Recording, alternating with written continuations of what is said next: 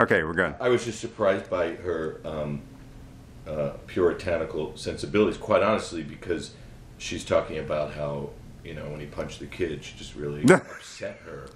I don't want to have that on the tape. That's too good to. Okay, but I mean, did you really? I mean, you really never felt annoyed? You've never sat in a movie theater next to a kid that is just so purely obnoxious that you wish the parents would do the same thing? I don't know. It's just.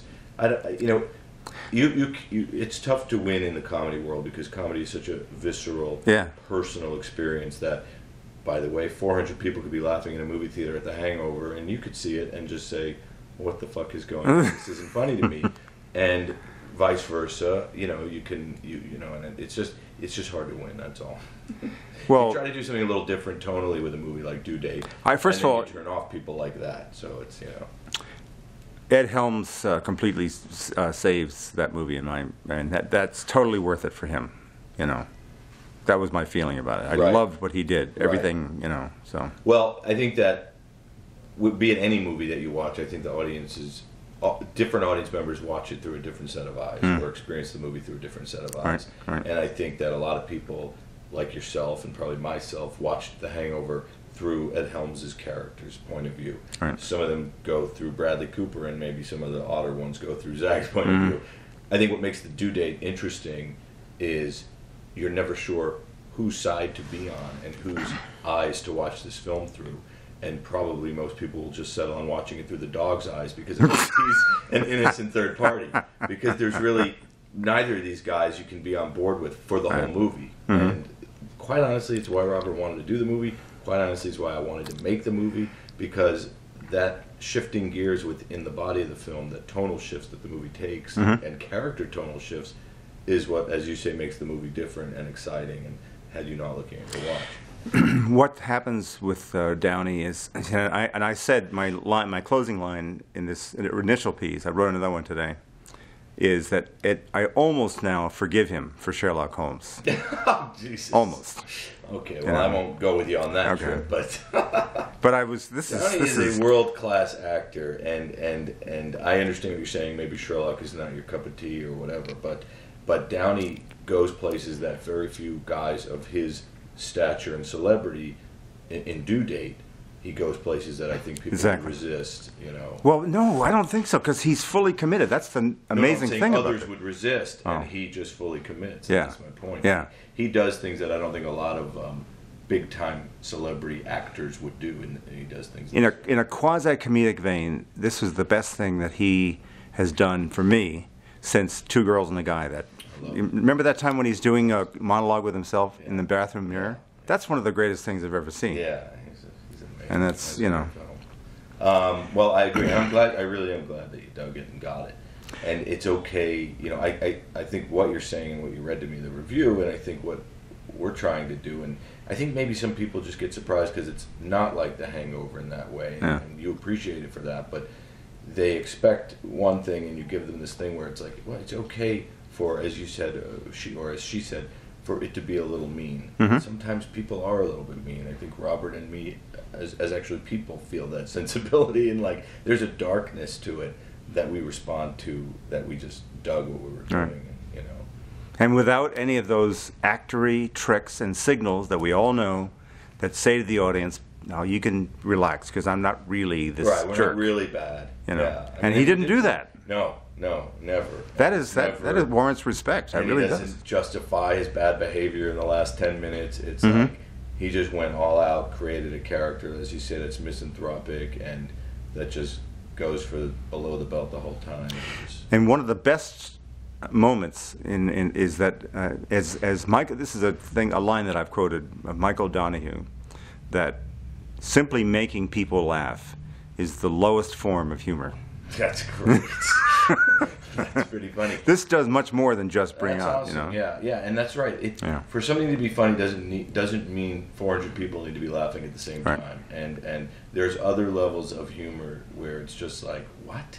They went there, or you know, like where it works on a level where you're going, you know, I don't know. It moves you in a different way than just laughter. Now, I just think there's a lot of funny things in it, but I appreciate what you're saying. For people who haven't seen it, I'm going to explain that there's a moment where Downey, who is not an open book at all emotionally, does suddenly talk about an abandonment issue with his dad, and you can tell the way he's saying it. He's not inventing or putting him on or fucking with him. This actually happened, and Zach's reaction is to break up in gales of laughter, and it's like Downey just kind of takes it and goes, "Okay." Right. Well, that was great. It's not in the action; it's in the reaction, and on both those guys, on Zach's reaction, and then on his reaction to Zach's reaction. Right. And that's true, and it's where Robert suddenly put out an olive branch in the movie for a second and thought, I'm going to try and connect to this disaster of a human being. Right. And it just didn't work. There's also a profound moment when Zach's basically auditioning. He's improving at Downey's, and he has a moment where he suddenly connects with something. And a lesser director in a lesser film, he gets teary. I'll just say that there's an emotional moment. A lesser film would, at that very moment, put in a little bit of piano. We're starting to get solemn here, folks. Right. You can feel it. Right. Or they would have Downey say, "Hey, man, I'm sorry," and they'd have a little moment. But he didn't. That was great the way he held back and didn't. Yeah, and down again. And you must have had that impulse, right? Yeah, well, not really, because again, Downey's face. We could have. There was a version where I never cut to Zach, and you just heard Zach because it's all in Downey's face. Right. He's on this ride that the audience is on, which is at first they're laughing, thinking Zach is putting him on. Right. Then they realize he's actually suffering, and then they realize he's really kind of getting over this trauma of having lost his best friend, who was his father. Right. And it's all on Downey's face, taking that, making his mind, connecting those moments. And of course, we did cut to Zach a couple times, but it's really played on Downey, and it's what makes Downey a world-class actor. Moments like that he just knows how to play better than anybody. Just for the record, I don't mind movie line myself when I read them. Yeah. you saw that come out today? Yeah, that's out. Yeah. You don't mind them? What do you mean? I know I'm going to get a little spunk, a little energy. They kind of nail it, I mean, I don't. I love what Stu Van Arsdale sometimes writes. Was that Stu you were talking to? No, it wasn't. And by the way, I love the writers there, and I appreciate comedy. And and I don't know how it came out. Did I come off like I was a raving maniac? No, it came off like you were bantering. You just were honest, and then he goes, "Oh, gee, I don't know what to say to that," and you got past it, and you went back into it again, and it was funny. No, I actually appreciate the sight and the attitude. I really do, and I guess it would be hypocritical if somebody makes comedies to say you can't be funny and snarky.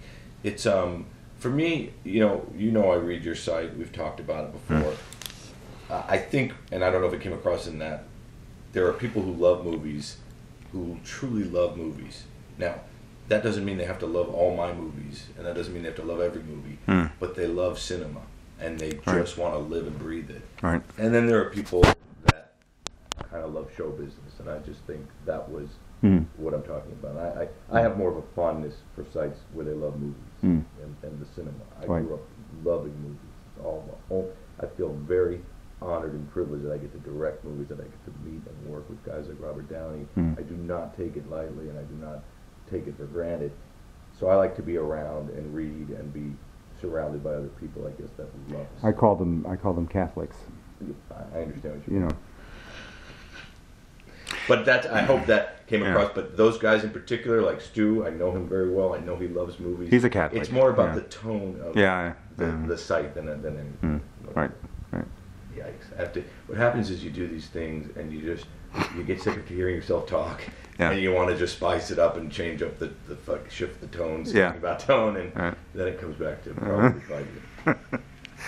Let me do a